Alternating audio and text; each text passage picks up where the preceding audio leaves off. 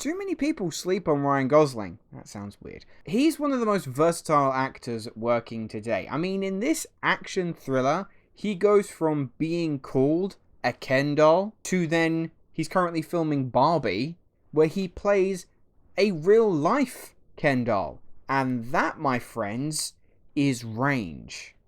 It actually is range.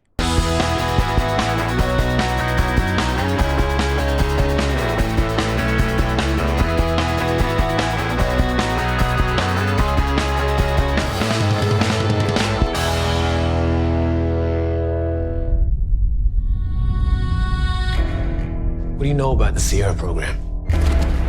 Reckless mystery men you guys send in when you can't officially send anyone else. The Gray Man. Lloyd. I got an urgent locate and destroy. That could be fun. The man's got some street cred. How's it going, guys? Welcome back to my channel and time for another episode of Luke's Reviews. On today's video, Netflix have another original film for us, and this one I was fortunate enough to see on the big screen. It's from the directors, the Russo Brothers. You know, they made some little films like Captain America and the Winter Soldier, Captain America Civil War, Avengers Infinity War, and Avengers Endgame. Meh. But they are bringing us a new action extravaganza with the Gray Man. Ryan Gosling stars as the titular Gray Man, a covert CIA Special Forces operative tasked with doing whatever the hell the CIA need with no questions asked.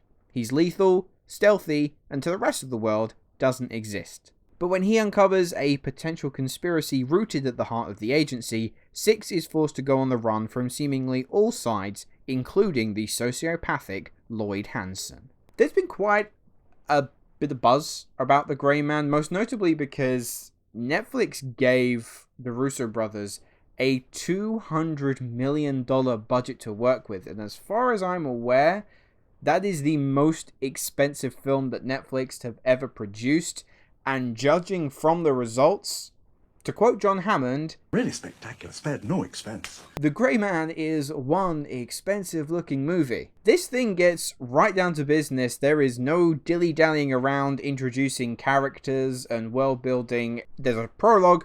You meet Ryan Gosling's character in jail, he's recruited by the CIA, and then we are hurtling off to Bangkok for a flurry of action set pieces, the first of which literally is full of fireworks. And it's because of the action set pieces that many people are going to find enjoyment within the Gray Man. They are gigantic, they are sprawling, they are almost non-stop.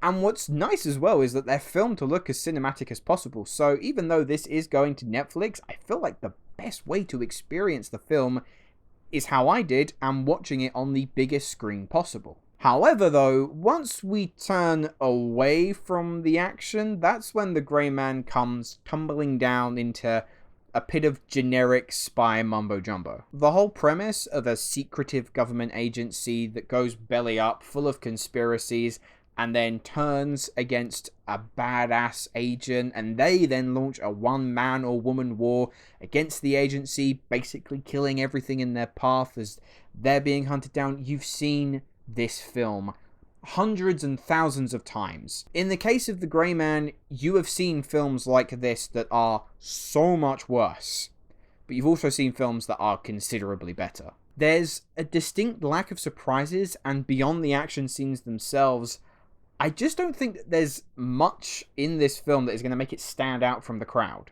because not even having a star-studded cast like this can turn the material into anything particularly special. Ryan Gosling does well as the stoic hard man who falls into the tried and tested formula of a badass having to look after a kid, but I wish that his character had just gotten a little bit more personality. Chris Evans is having a hoot as the villainous Lloyd Hansen. He's one of those eccentric villain types, cracking jokes and quips even in the most dire of circumstances, and I think that in the hands of any other actor this might not have worked, but Evans has the charm and the screen presence that he makes it work. And Ana de Armas continues to be on an absolute tear, making a name for herself as a bona fide action star. But despite the blistering action and committed performances from the cast, the Grey Man inevitably falls into the gaggle of spy movies focused on the exact same plot and doing very little different.